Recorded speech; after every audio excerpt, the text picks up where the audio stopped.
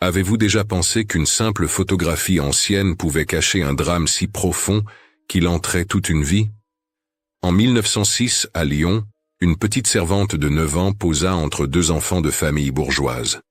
L'image semble ordinaire, presque banale. Pourtant, derrière ce cliché se cache une vérité insoutenable. Car ce sourire forcé portait déjà la marque d'un destin brisé, et les années suivantes allaient révéler un secret qui marqua un enfant de 7 ans pour le reste de son existence.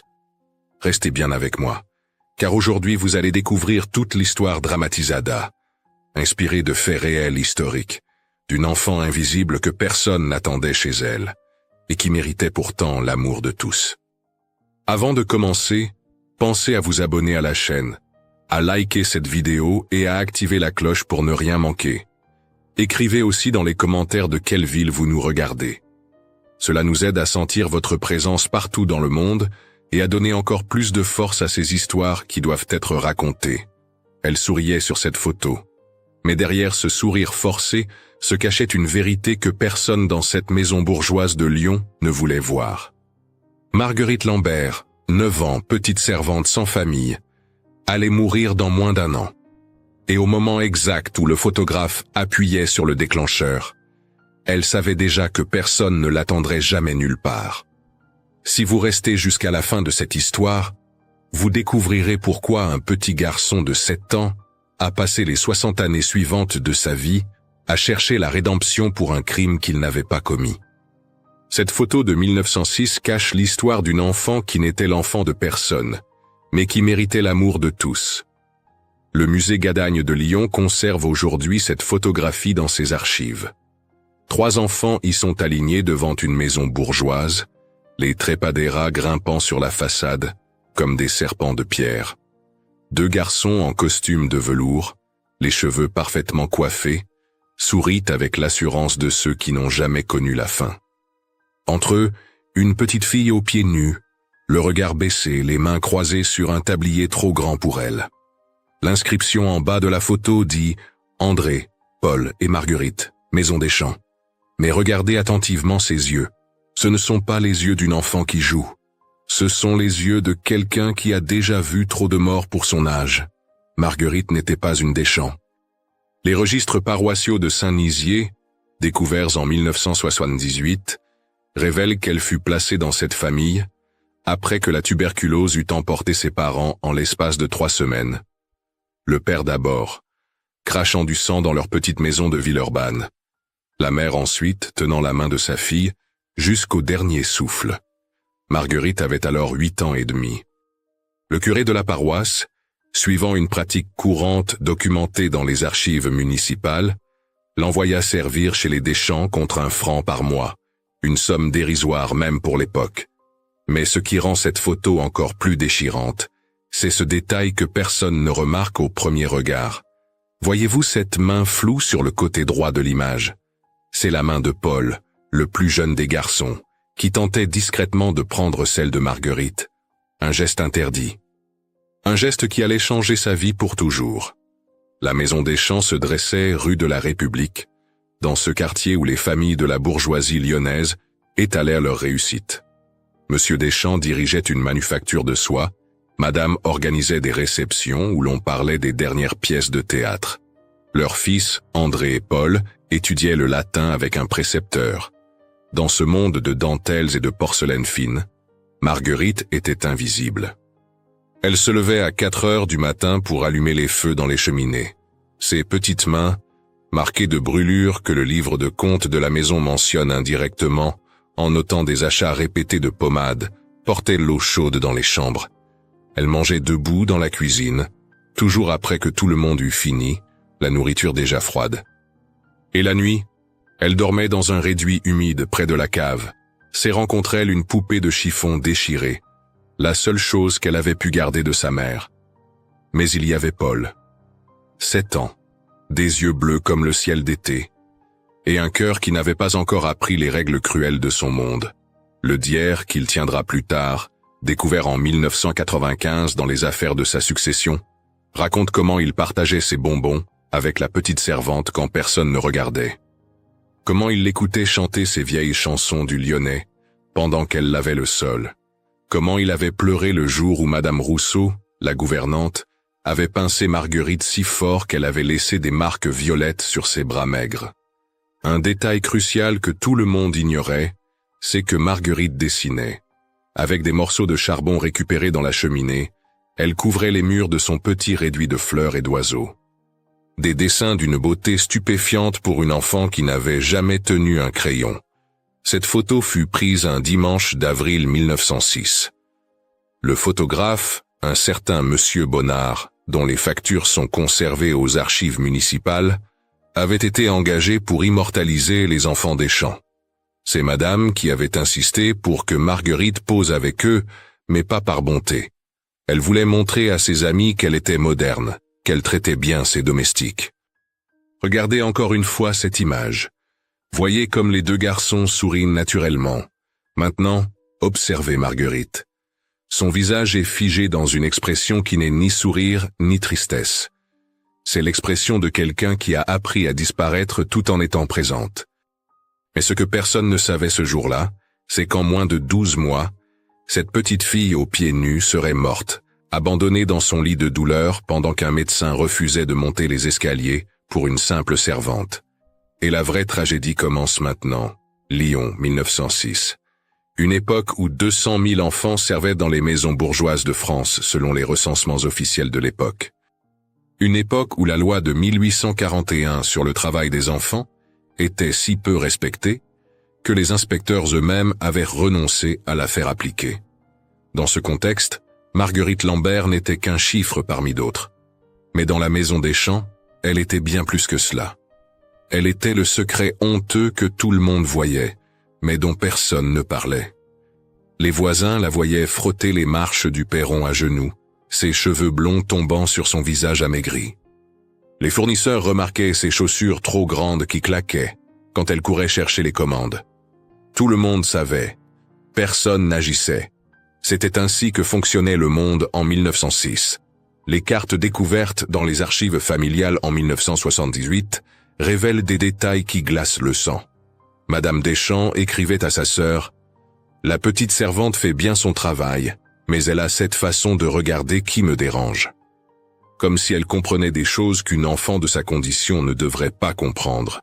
Ce que Madame Deschamps ne savait pas, c'est que Marguerite avait appris à lire. Pas dans les livres, non.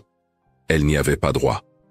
Mais en observant André et Paul pendant leur leçon, cachés derrière la porte entr'ouverte du salon. Elle reconnaissait les lettres, formait les mots dans sa tête. Le soir, avec son morceau de charbon, elle écrivait sur le mur de son réduit. Maman, papa, maison, famille. Des mots simples qui contenaient tout un monde perdu.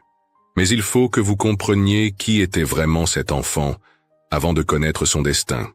Marguerite Lambert était née le 12 mars 1897 dans un petit village près de Villeurbanne. Son père était tisserand, sa mère lavandière. Les registres du recensement de 1901 les décrivent comme une famille pauvre mais respectable. Ils vivaient dans 2 pièces, mais il y avait toujours une soupe sur le feu et des chansons le soir. La tuberculose les avait frappés pendant l'hiver 1905, cette maladie qui tuait un ouvrier sur 4 dans les quartiers pauvres selon les rapports médicaux de l'Hôtel-Dieu. Marguerite avait vu son père s'affaiblir jour après jour, sa mère le veillait nuit après nuit. Elle avait tout vu, tout compris.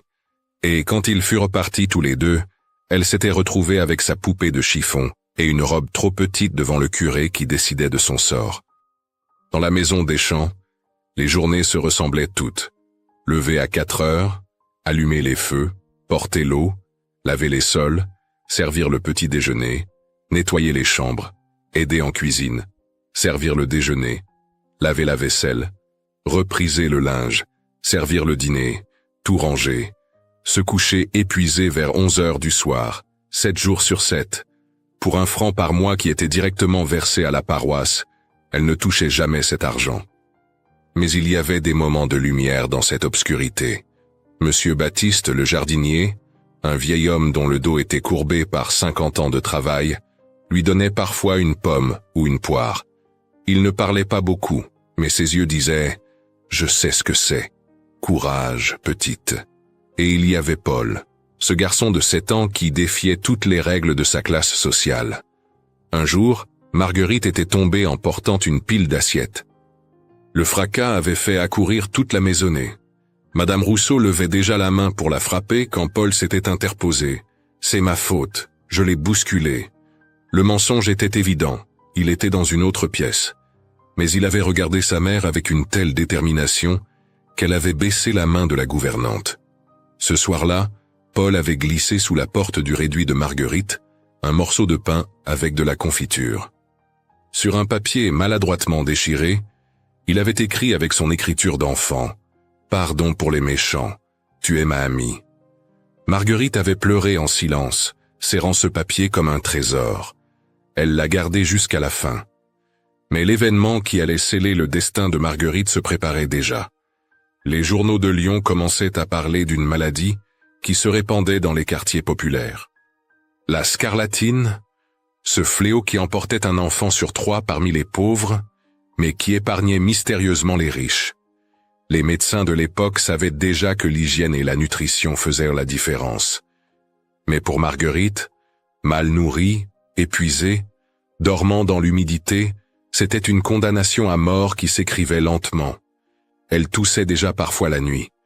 Ses joues étaient trop rouges le soir. Ses mains tremblaient quand elle portait les plateaux lourds. Les signes étaient là. Personne ne voulait les voir.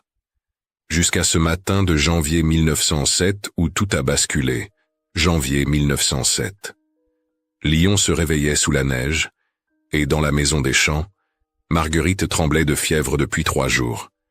Elle continuait pourtant à travailler, cachant ses mains brûlantes sous les manches de sa robe usée. Les rapports médicaux de l'Hôtel-Dieu de cette période décrivent les premiers symptômes de la scarlatine. Fièvre soudaine, gorge en feu, éruption écarlate sur la peau. Marguerite les avait tous, mais elle savait qu'avouer sa maladie signifiait être renvoyée. Et où irait une orpheline malade de 9 ans en plein hiver? Elle serrait les dents, avalait sa douleur, continuait. Mais Paul avait remarqué. Il voyait ses joues trop rouges, ses pas chancelants, la façon dont elle s'appuyait au mur quand personne ne regardait. Il voulait aider mais ne savait pas comment.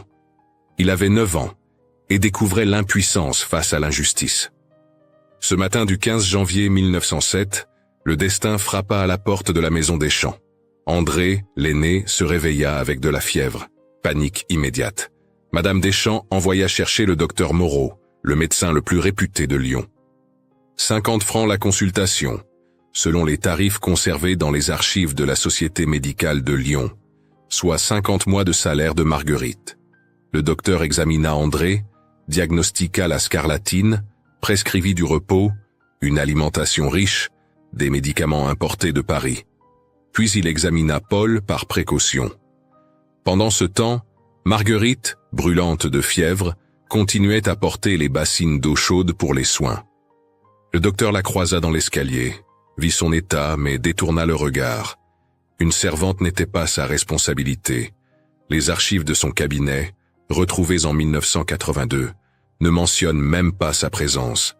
La gouvernante Rousseau fut la première à prendre la vraie mesure du danger. Non pas par compassion, mais par peur de la contagion. Elle ordonna à Marguerite de rester dans son réduit, de ne plus approcher les enfants des champs. La petite fille se retrouva isolée dans ce cachot humide, avec pour seule compagnie sa poupée de chiffon et les dessins de charbon sur les murs. La fièvre montait. 40 degrés selon le thermomètre que Paul avait volé dans la chambre de sa mère pour vérifier. Il notait dans son journal intime « Marguerite va mourir et personne ne fait rien. J'ai peur. Je veux l'aider mais maman me l'interdit. » Cette nuit-là, désobéissant pour la première fois de sa vie, il se glissa jusqu'au réduit. La scène qu'il découvrit le marqua pour toujours. Marguerite délirait, appelait sa mère morte en patois lyonnais. Ces mots anciens que les bourgeois ne comprenaient pas. Maïr, Maïr, pour qu'est m'a laissa? Mère, mère, pourquoi m'as-tu laissé? Paul ne savait pas quoi faire. Il prit sa main brûlante, sentit la chaleur terrible de la fièvre. Il courut chercher de l'eau fraîche, des linges propres. Toute la nuit, cet enfant de 7 ans veilla une mourante de 9 ans. épongeant son front, tenant sa main, murmurant des mots de réconfort. C'était absurde, c'était inutile. C'était le plus bel acte d'humanité dans cette maison sans cœur.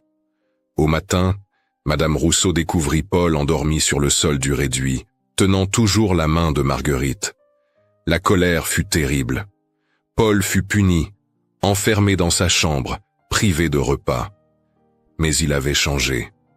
Quelque chose en lui s'était brisé et reconstruit différemment. Dans son journal, il écrivit « J'ai compris cette nuit que nous sommes des monstres.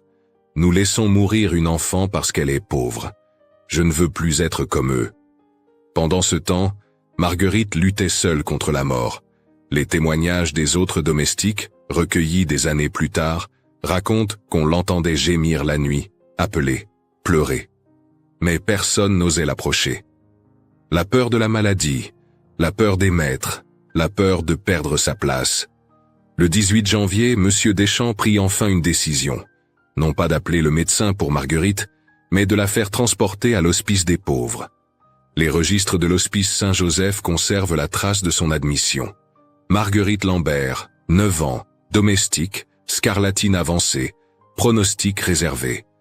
Mais quand les brancardiers arrivèrent, ils trouvèrent Paul barricadé dans le réduit avec la malade. Il hurlait qu'on ne l'emmènerait pas, qu'elle mourrait là-bas, qu'il la sauverait lui-même.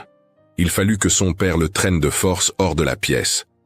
Les derniers mots que Marguerite prononça dans cette maison, selon le témoignage du cocher qu'il transporta, furent « Dites à Paul que je suis pas fâché. L'histoire aurait pu s'arrêter là. Une petite servante malade emmenée à l'hospice. Fin de l'histoire. » Mais ce que personne ne savait, c'est ce que Paul avait découvert dans le réduit de Marguerite. Derrière une planche mal fixée, elle avait caché ses trésors. Pas de l'argent, elle n'en avait jamais eu. Pas de bijoux, elle n'en possédait pas.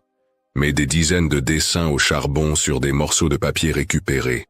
Des dessins qui racontaient sa vie, ses parents vivants et souriants, la maison de son enfance, les champs de lavande de son village.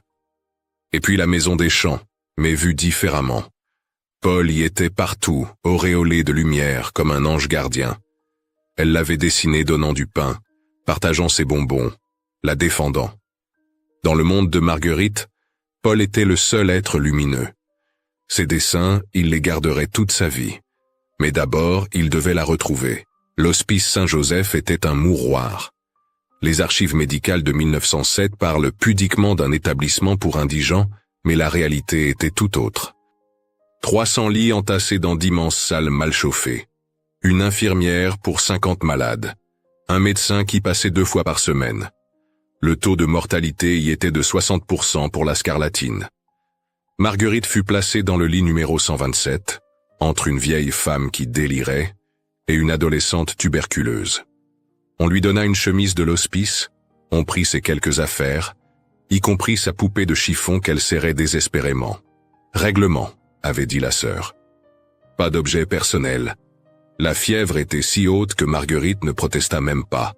Elle ferma les yeux et se laissa glisser vers ce lieu sombre où la douleur s'efface enfin. Pendant 3 jours, Paul échappa à la surveillance de ses parents. 3 fois, il tenta d'aller à l'hospice. 3 fois, il fut rattrapé et ramené. Son journal de cette période est déchirant. Elle va mourir seule, et c'est ma faute. Si j'étais plus courageux, si j'étais plus grand, je pourrais la sauver. Je suis un lâche comme les autres.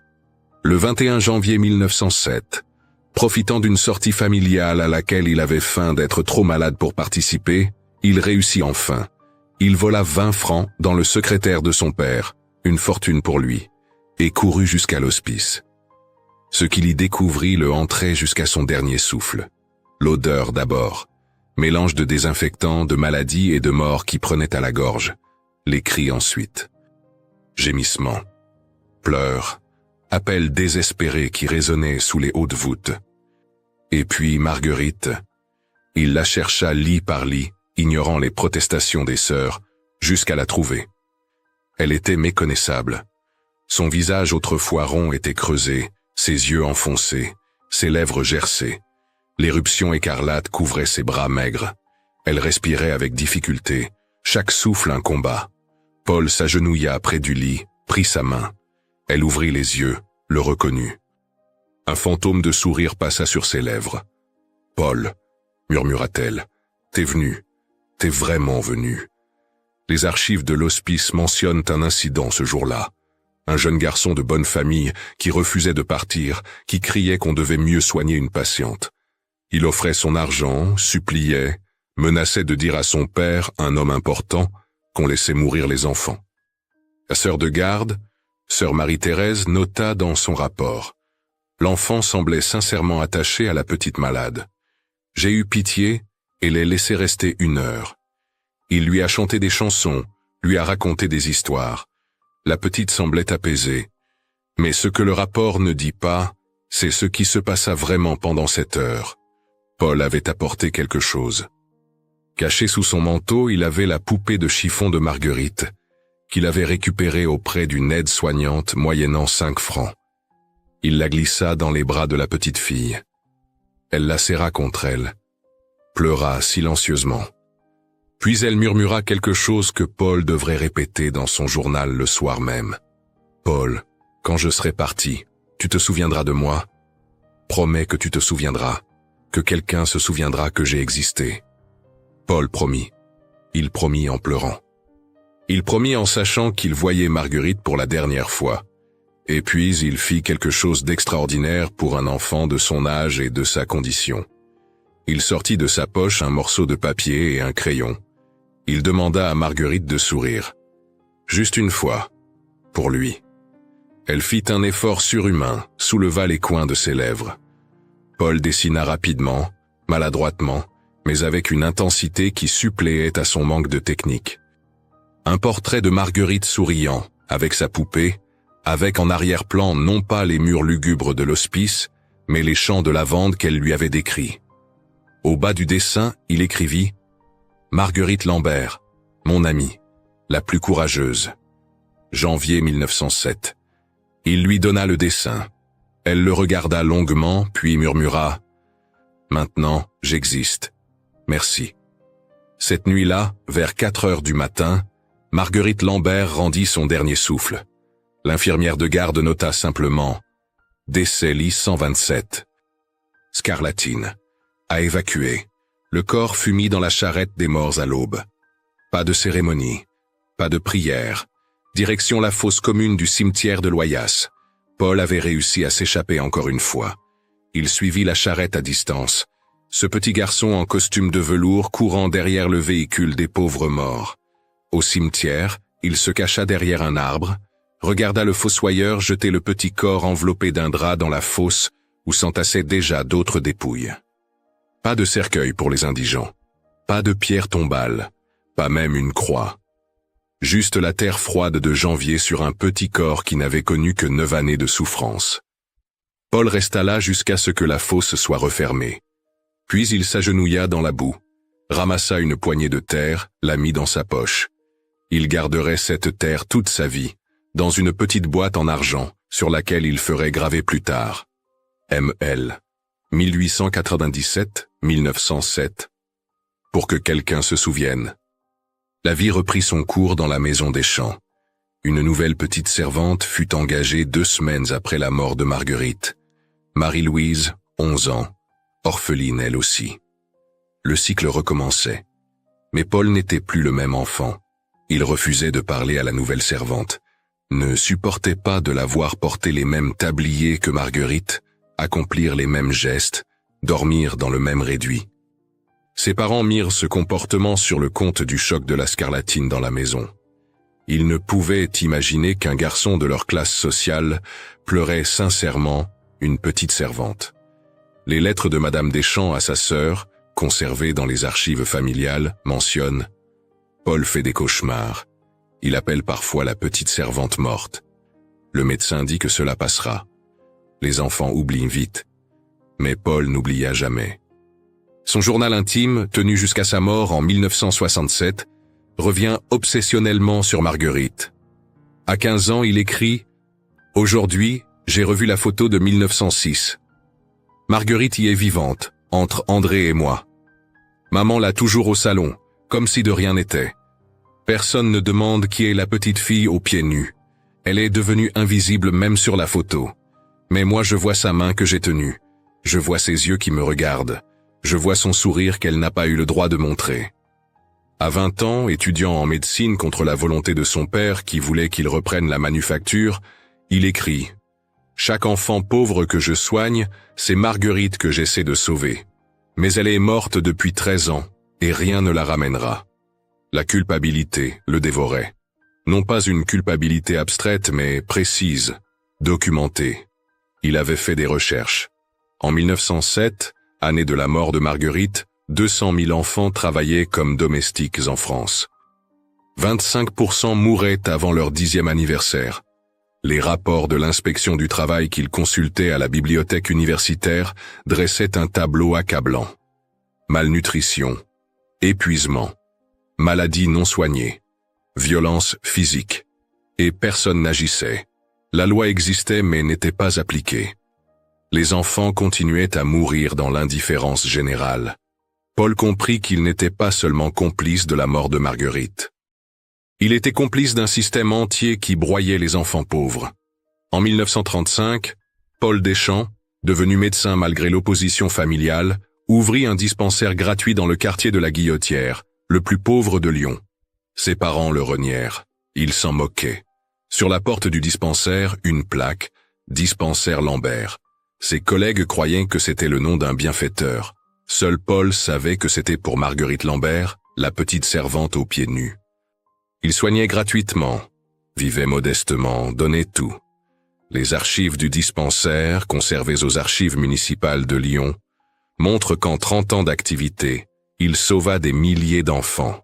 Scarlatine, tuberculose, diphtérie. Toutes ces maladies qui tuaient les pauvres et épargnaient les riches.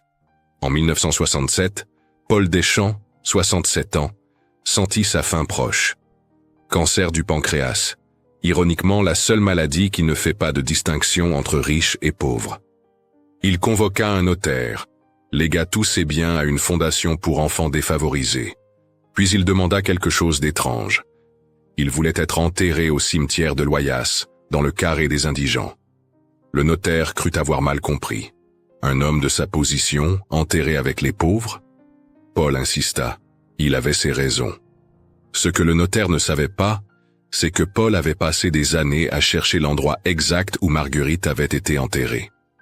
Grâce au registre du cimetière et à ses souvenirs, il avait fini par identifier la zone.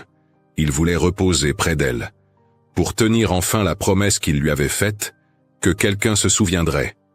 Paul mourut le 15 mars 1967.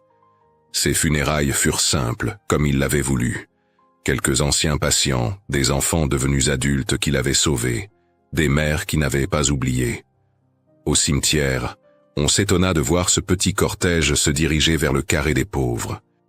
On s'étonna encore plus de la pierre tombale que Paul avait fait préparer. Ici repose Paul Deschamps, 1900-1967. Il n'a pas oublié. Et en dessous, en plus petites lettres, pour Marguerite Lambert, 1897-1907, et tous les enfants invisibles. Aujourd'hui, cette tombe est toujours là. Les gens passent, lisent, se demandent. Qui était cette Marguerite? Pourquoi cet homme riche a-t-il choisi de reposer avec les pauvres? La photo de 1906 existe toujours. Elle est conservée au musée Gadagne de Lyon, dans la section consacrée à l'histoire sociale de la ville. 3 enfants devant une maison bourgeoise. 2 garçons souriants en costume de velours. Une petite fille aux pieds nus, le regard baissé. Les visiteurs passent, regardent distraitement. Une photo de plus parmi des centaines. Mais parfois, un historien, un chercheur, quelqu'un s'arrête. Regarde plus attentivement. Remarque le contraste. Pose des questions. Et l'histoire de Marguerite ressurgit. L'enfant qui n'était l'enfant de personne continue d'exister dans cette image. Elle continue de nous interroger sur notre humanité, notre capacité à voir ou à ignorer la souffrance. Elle nous rappelle que derrière chaque photo ancienne, il y a des vies, des drames, des injustices. Et parfois, rarement, des actes d'amour qui transcendent les barrières sociales. Paul et Marguerite, le fils de bourgeois et la petite servante. unis pour l'éternité par une promesse tenue. Car au final, ce qui nous survit n'est pas notre richesse ou notre position sociale. C'est l'amour que nous avons donné et reçu. C'est notre capacité à voir l'humanité chez l'autre, même quand tout nous sépare. Marguerite Lambert est morte à 9 ans, seule et oubliée. Mais grâce à un petit garçon qui a refusé d'oublier, elle existe encore. Dans cette photo, dans cette histoire. Dans chaque enfant soigné gratuitement au dispensaire qui portait son nom. Dans cette tombe au cimetière de Loyasse, où 2 âmes que tout séparait reposent enfin côte à côte. Elle n'était l'enfant de personne, mais elle méritait l'amour de tous. Et peut-être qu'en racontant son histoire, nous apprenons enfin à voir les Marguerites de notre époque. Ces enfants invisibles qui nous servent, nous sourient, disparaissent, avant qu'il ne soit trop tard. Avant qu'ils ne deviennent, eux aussi, juste des ombres floues sur une vieille photographie.